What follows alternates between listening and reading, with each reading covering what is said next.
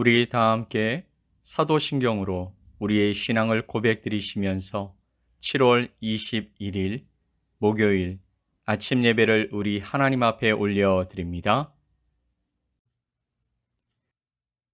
나는 전능하신 아버지 하나님, 천지의 창조주를 믿습니다. 나는 그의 유일하신 아들, 우리 주 예수 그리스도를 믿습니다. 그는 성령으로 잉태되어 동정녀 마리아에게서 나시고 본디오 빌라도에게 고난을 받아 십자가에 못 박혀 죽으시고 장사된 지 사흘 만에 죽은 자 가운데서 다시 살아나셨으며 하늘에 오르시어 전능하신 아버지 하나님 우편에 앉아 계시다가 거기로부터 살아있는 자와 죽은 자를 심판하러 오십니다. 나는 성령을 믿으며 거룩한 공교회와 성도의 교제와 죄를 용서받는 것과 몸의 부활과 영생을 믿습니다. 아멘.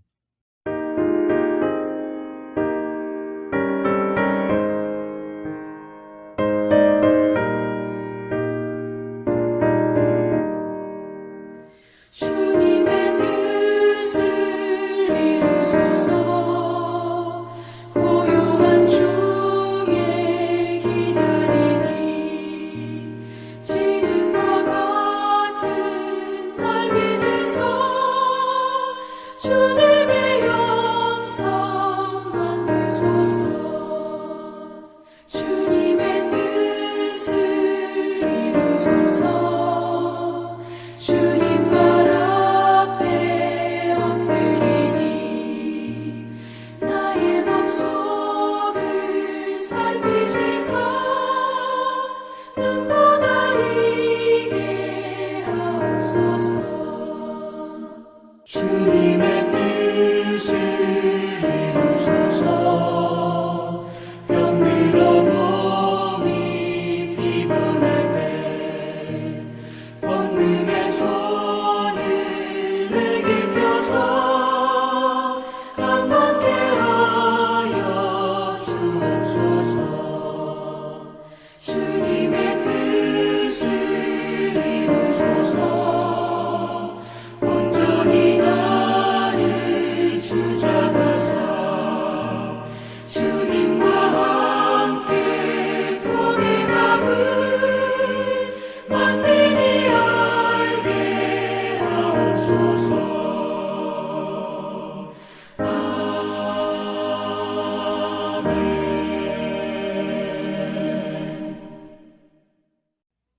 오늘 함께 보실 하나님의 말씀은 사무엘상 18장 20절로 30절 말씀입니다.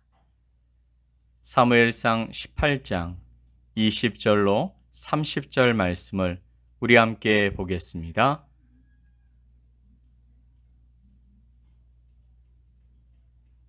사울의 딸 미갈이 다윗을 사랑하매 어떤 사람이 사울에게 알린지라 사울이 그 일을 좋게 여겨 스스로 이르되 내가 딸을 그에게 주어서 그에게 올무가 되게 하고 블레셋 사람들의 손으로 그를 치게 하리라 하고 이에 사울이 다윗에게 이르되 네가 오늘 다시 내 사위가 되리라 하니라.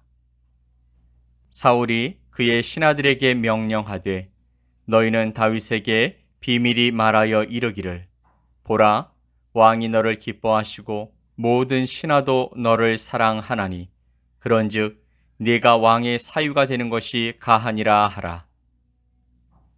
사울의 신하들이 이 말을 다윗의 귀에 전하매 다윗이 이르되 왕의 사위 되는 것을 너희는 작은 일로 보느냐 나는 가난하고 천한 사람이라 한지라.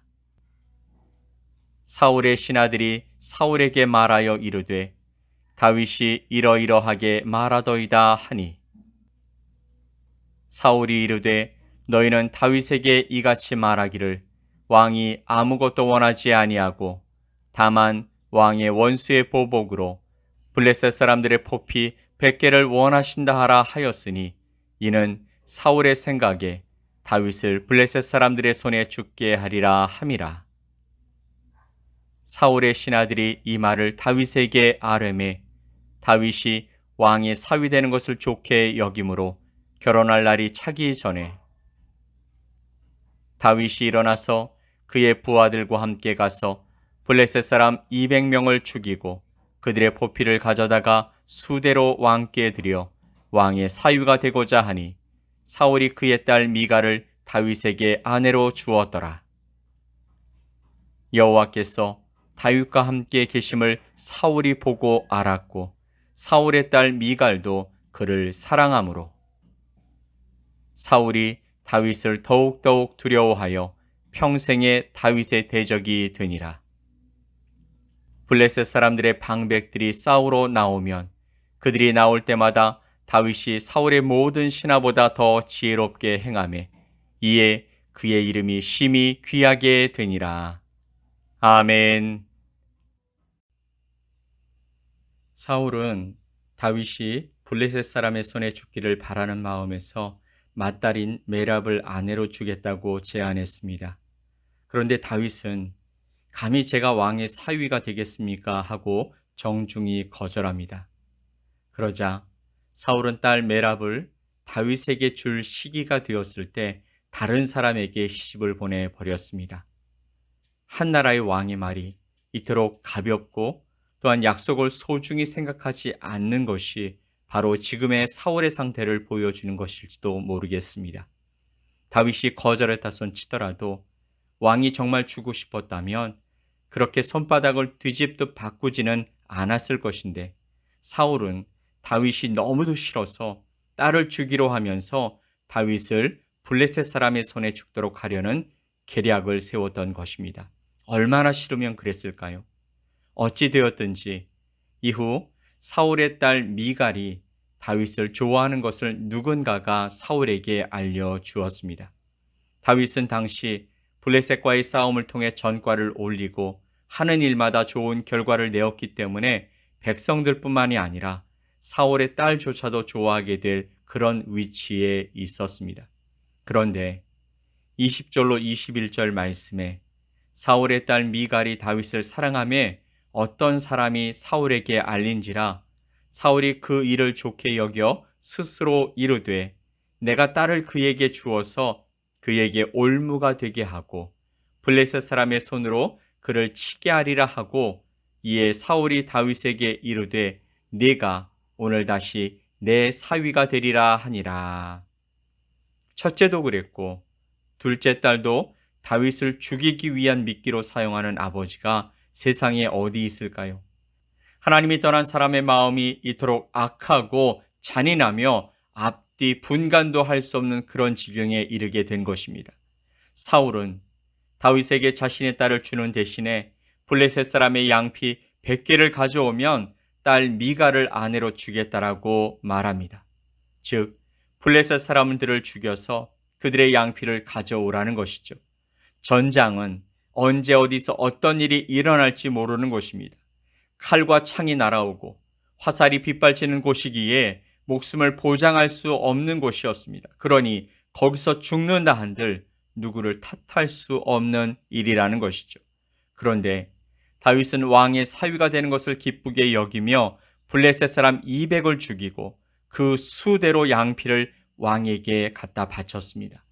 블레셋 사람의 손에 다윗이 죽기를 바란 자신의 계책과는 달리 오히려 다윗이 자신의 요구를 넘어서는 용맹을 떨침으로써 어쩔 수 없이 딸 미갈을 주지 않을 수 없었던 것이죠.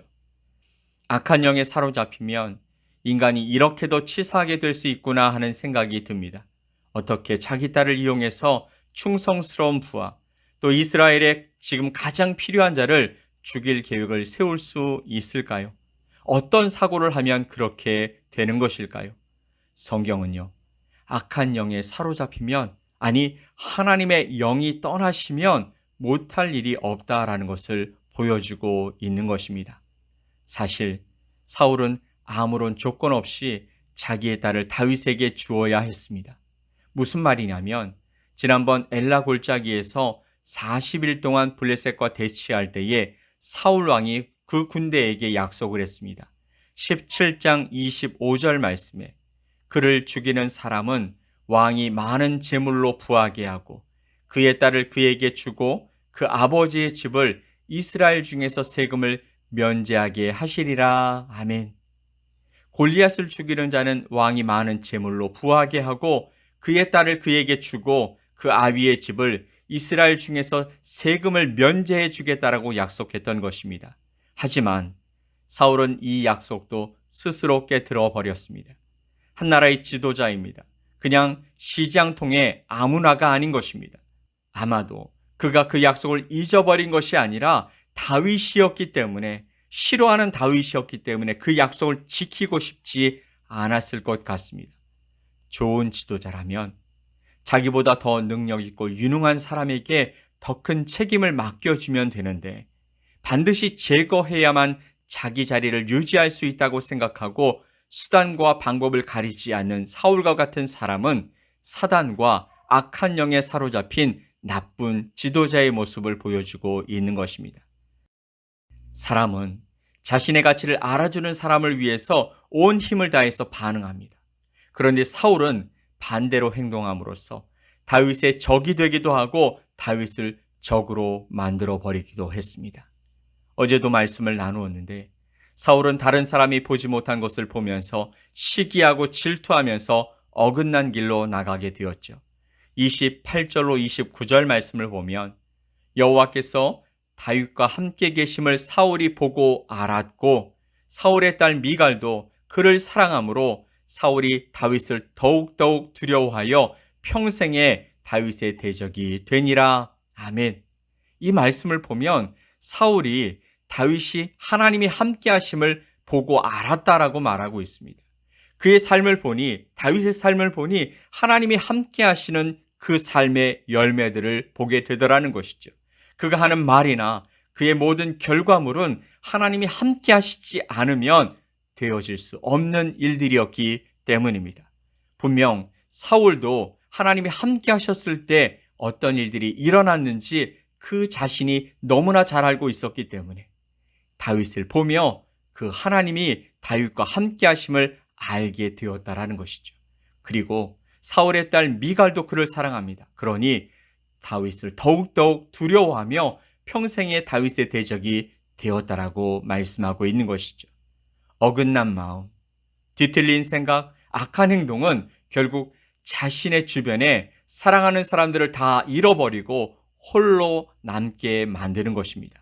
반면에 하나님이 떠난 자신과는 대조되는 하나님의 사람 다윗의 주변에는 사람들이 넘쳐났고 그의 행동에는 하나님의 능력으로 말미암아서 변화와 또 승리와 기쁨과 감사가 가득했습니다. 결국 블레셋이 공격해 올 때마다 다윗은 전쟁에서 다른 지휘관들보다 더 많은 공을 세우게 되면서 그 이름이 심히 귀하게 되었다라고 말씀하십니다. 작은 시기와 또 질투에서 싹이 튼 사울의 행동이 결국은 자기 자신을 파괴하고 공동체를 어렵게 만들고 모든 국력과 에너지를 낭비하고 마는 불쌍한 지도자의 모습을 만들어 버린 것입니다. 결국 자기 자신을 멸망으로 이끌고 있는 두려움의 실체를 보게 되는 것이죠. 사랑하는 성도 여러분, 내 안에 하나님이 살아계시면 그 하나님으로 인해 세상을 두려워하지 않게 되지만 하나님을 떠난 내 삶에는 모든 것이 두려움의 대상이 되는 것입니다. 여러분의 두려움은 무엇입니까? 그리고 왜 그런 두려움이 여러분을 흔들어 놓는 것입니까? 여러분 가운데 살아계신 아버지 하나님이 함께 하시는지 점검하며 살아갔으면 좋겠습니다.